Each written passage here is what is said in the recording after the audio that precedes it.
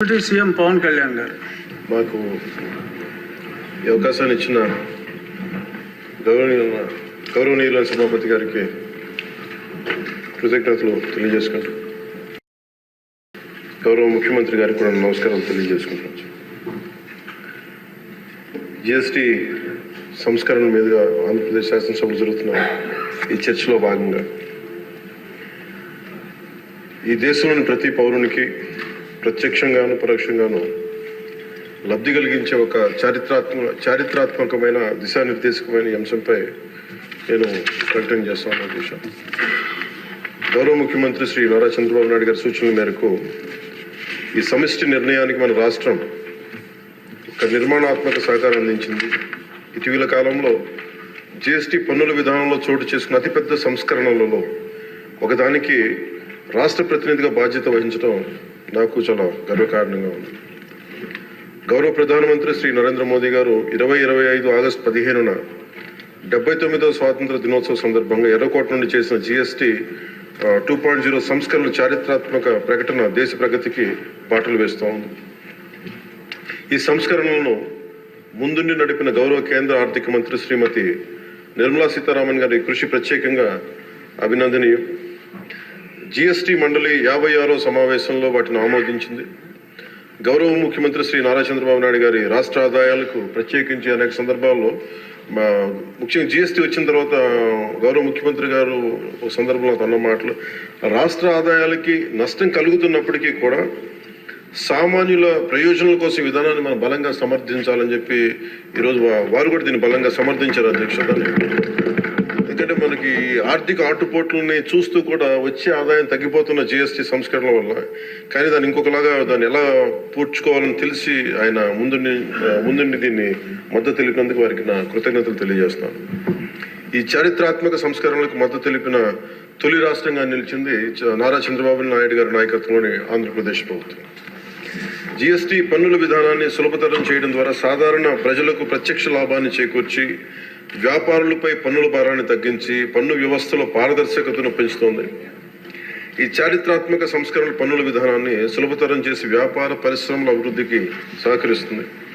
ప్రజల పొదుపును పెంచి కొనుగోలు శక్తిని పెంపొందించడానికి, కొత్త పెట్టుబడులను ఆకర్షించి దేశాన్ని స్థిరమైన వృద్ధి మార్గంలో నిలపడానికి దోహదపడుతుంది.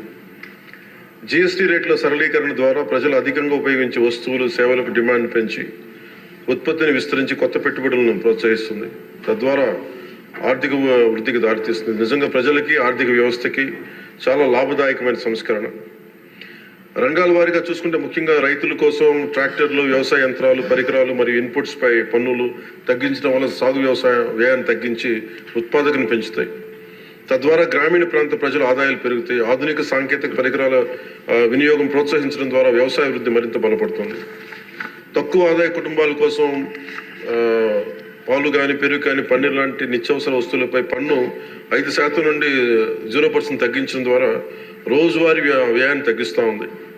నిత్యావసరాలు నెయ్యి కానీ, వెన్న కానీ, వంట పాత్రలపై పన్ను 12% నుంచి 5% తగ్గించడం కూడా కుటుంబ బడ్జెట్లకి ఇది చాలా ఉపశమనం కలిగిస్తుంది. అలాగే ప్రతి కుటుంబం కోసం ఉండే సబ్బులు కానీ, షాంపూలు కానీ, టూత్ పేస్ట్ వంటి వ్యక్తిగత సంరక్షణ ఉత్పత్తులపై పన్ను 18% నుంచి 18% నుండి 5% పరిమితం చేయడం ద్వారా వాటి ధరలు చాలా గణనీయంగా తగ్గుతాయి. తద్వారా ఆరోగ్యం, వ్యక్తిగత పరిశుభ్రత మెరుగుదల కనబడుతుంది.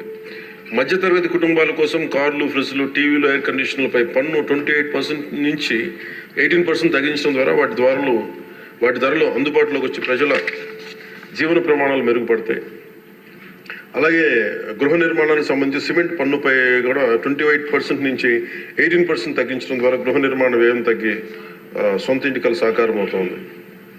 ఆరోగ్య రంగం కోసం ఔషధాలపై పన్ను 12% నుంచి 5%కి, అత్యవసర మందులపై పన్ను 5% నుంచి 0% తగ్గించడం ద్వారా రోగులకి చాలా కీలక ఉపశమనం కలిగి అందరికీ వైద్య సేవలు అందుబాటులోకి వచ్చి ప్రజా ఆరోగ్య సంరక్షణ మెరుగుపడుతుంది.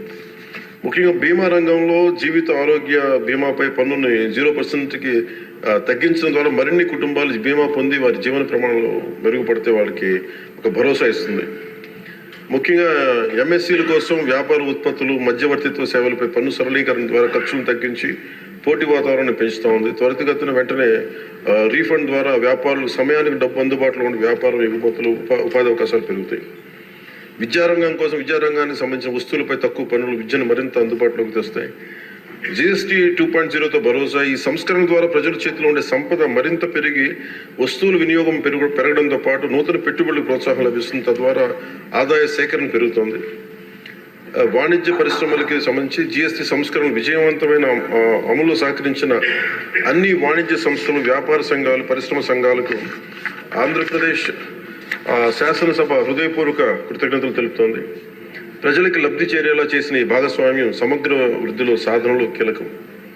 ఈ అవగాహన కార్యక్రమం ముఖ్యంగా జీఎస్టీ సంస్కరణ లాభాలు ప్రతి కుటుంబానికి చేరుకోవడానికి ఇది ఒక కార్యక్రమం చేపట్టాలని అందరం కోరుకుంటా ఉన్నారు అధ్యక్ష.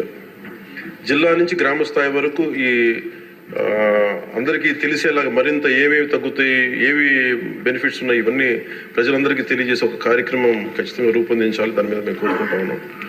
అలాగే ఈ రెవెన్యూ కానీ, కమర్షియల్ ట్యాక్స్, పంచాయతీ అధికారులు గ్రామ స్థాయిల్లో ప్రజలకు నేరుగా కలిసి వాళ్ళకి మమేకం, వాళ్ళకి ఎలా లబ్ధి చేకూరుతుందో అది కూడా చెప్పగలగాలి. పరస్పర అవగాహనతో పాటు పలు మీడియా వేదికల ద్వారా విస్తృత ప్రచార కార్యక్రమాలు చేపట్టాల్సిన అవసరం ఉంది. ఈ కార్యక్రమం ప్రధాన లక్ష్యం ప్రతి కుటుంబం జీఎస్టీ సంస్కరణ గురించి తెలుసుకుని వాటిని లాభాలు పొందాలని మనస్ఫూర్తిగా కోరుకుంటూ ఆంధ్రప్రదేశ్ ప్రభుత్వం ఈ చారిత్రాత్మక మార్గదర్శక సంస్కరణను ఆహ్వానిస్తూ ప్రజల ఆర్థికాభివృద్ధి కోసం వాటి విజయవంతమైన అమలుకు సంపూర్ణ మద్దతు ప్రకటిస్తుంది. థ్యాంక్ యూ అధ్యక్ష.